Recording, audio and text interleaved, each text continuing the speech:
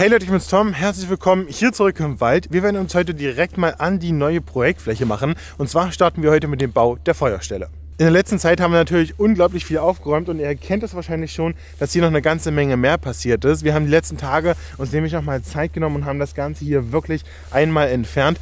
Und ich muss ganz ehrlich sagen, die Fläche, so wie sie jetzt ist, gefällt mir richtig, richtig gut. Wie auch schon im anderen Wald werden wir hier direkt wieder mit der Feuerstelle starten, weil ich finde, dass die Feuerstelle auch immer so ein bisschen das Herzstück darstellt. Und darum gehen wir jetzt direkt mal in Richtung Waldtoilette und holen mal den Sägebock, sodass wir hier heute was richtig Schönes hinzaubern.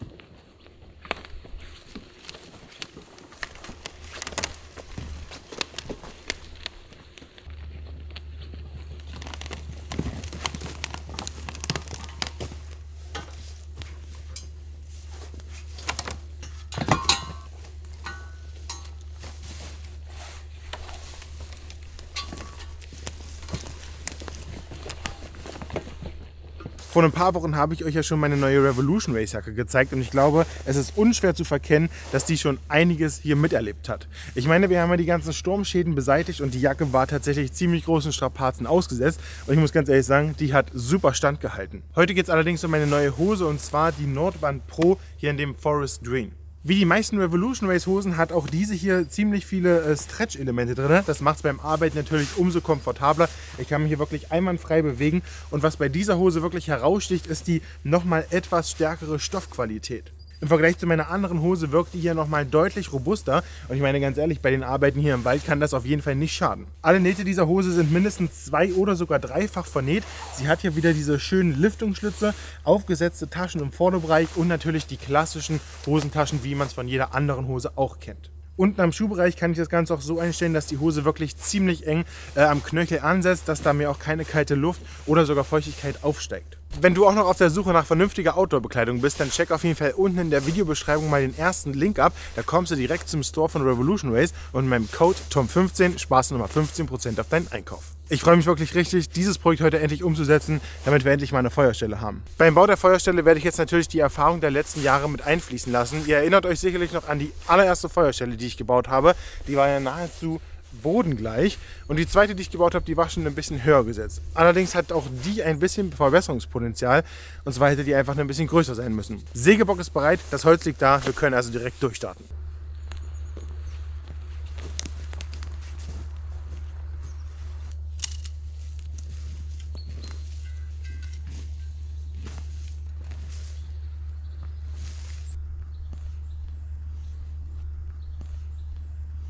Die beiden hier, die werde ich auf jeden Fall retten, damit wir hier richtig schönes Grün im Wald haben.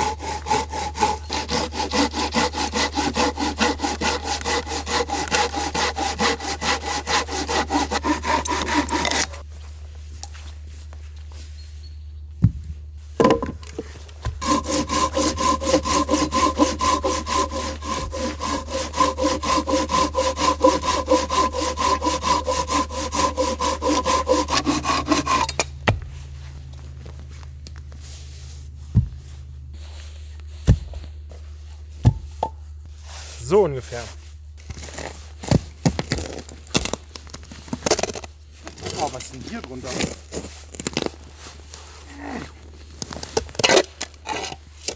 ist das denn? Sag mal, haben die hier einen Blumentopf vergraben oder was?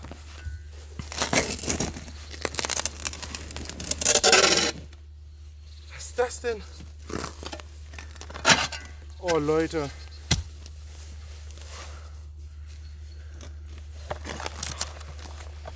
Was ist das denn hier für eine Scheiße?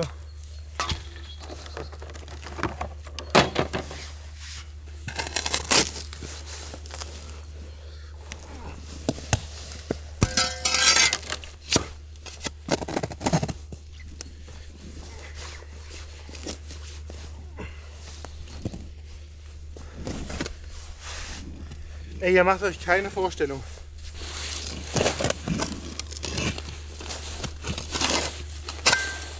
Ja, das geht hier noch weiter.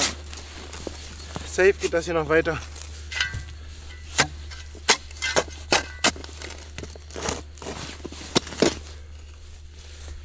Ey, was soll das?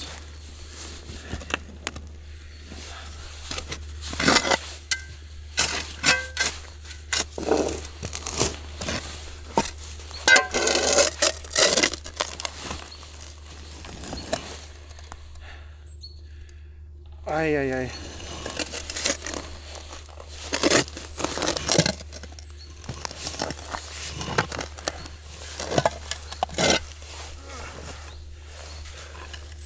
Ich weiß nicht, was die Leute wirklich gemacht haben. Aber geil ist es nicht.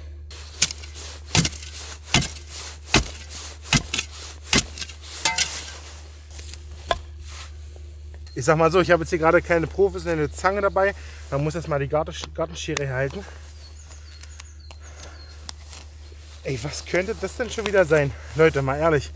Habt ihr eine Idee? Was ist das? Hier ist so ein Rost. Keine Ahnung. Hier drinne. Was mit Stein.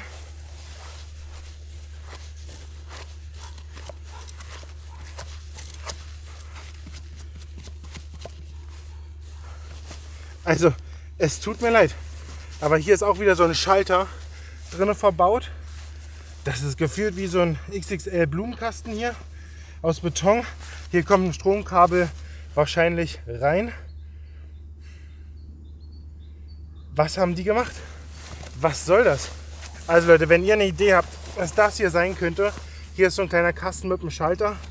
Hier vorne ist auch irgendwie nochmal eine Plastersache. Nee. Irgendwie doch eine Fliese oder so. Hier drunter ist noch ein Stein. Also im Prinzip ist es eigentlich irgendwie nur ein Schalter. Das heißt, es muss ja früher auf jeden Fall zugänglich gewesen sein von oben und nicht verbuddelt worden sein. Das macht ja gar keinen Sinn. Das hier ist die ganze, ich sag mal, Erd-Moos-Schicht, die sich hier in der letzten Zeit gebildet hat. Das sind gute 3 cm. Das lag ja hier auf diesem Teil beziehungsweise auf diesen hier drauf. Ja, auf so einem Rahmen. Naja, es soll halt auch nicht langweilig werden, ne? Das können wir auf jeden Fall an der Feuerstelle jetzt nicht so unbedingt gebrauchen. Hier Stein und hier drunter kommt nichts mehr. Aber da sieht man mal wieder, welche Überraschungen uns hier wahrscheinlich noch erwarten werden. Also hier mitten in der Walachei irgendwie so ein Stromschalter. Keine Ahnung. Keine Ahnung, was das sollte.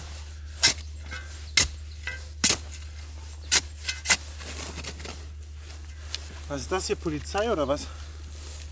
Nee. Achtung, Stromkabel wahrscheinlich. Im Waldboden. Das muss man sich auch erstmal geben.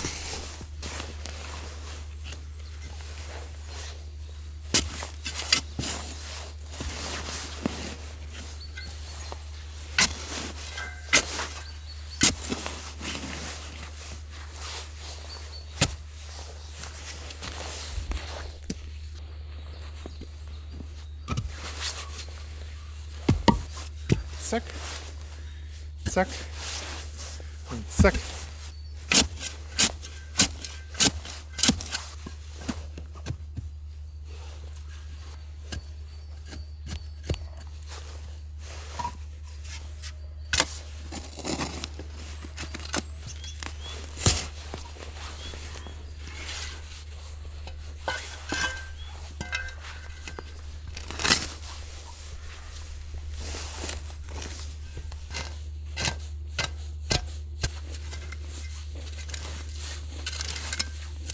Jetzt ist erstmal soweit alles in Waage. Ich finde es von der Optik schon ziemlich cool. Und jetzt geht es natürlich noch daran, die Baumstämme hier an diesen Eckpfosten einmal anzuschrauben, weil später wird die Feuerstelle ja noch gefüllt und damit das Ganze nicht auseinanderbricht, muss es natürlich fixiert werden.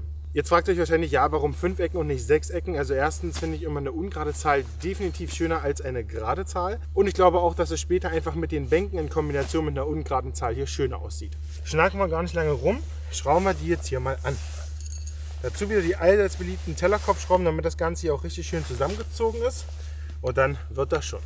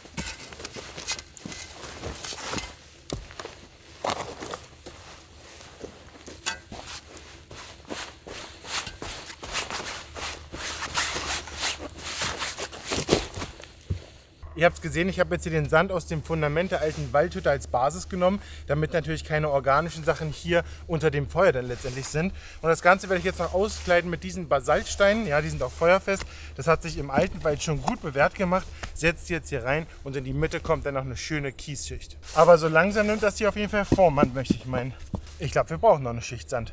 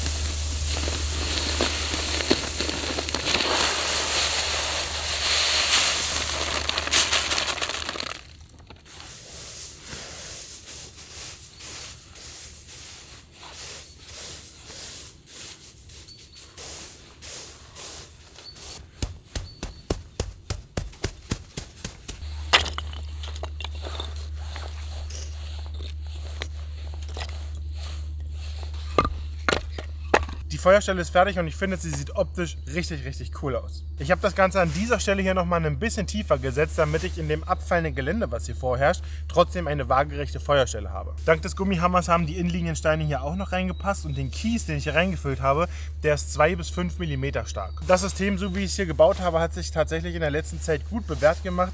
Diese Hölzer der Umrandung, die werden überhaupt nicht heiß, da passiert gar nichts mit.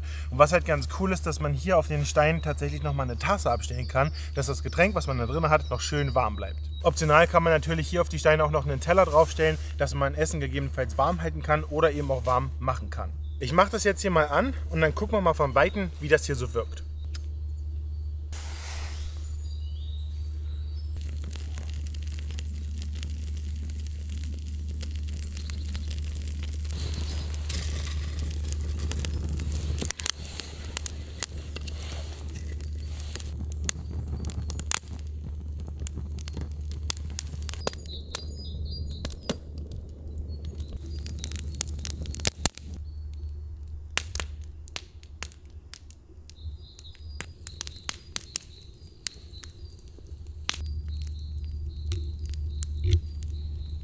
Die Feuerstelle steht, das erste Feuer brennt auch schon. Ich bin nach wie vor happy mit dem Standort und natürlich auch mit der Optik. Das alles ist hier kein Hexenwerk, ihr habt es gesehen, ihr braucht nur ganz wenige Materialien und könnt euch einfach eine erhöhte Feuerstelle selber bauen. Die Basis ist soweit geschaffen, aber das war natürlich erstmal nur der Anfang. Wir brauchen noch eine ganze Menge mehr.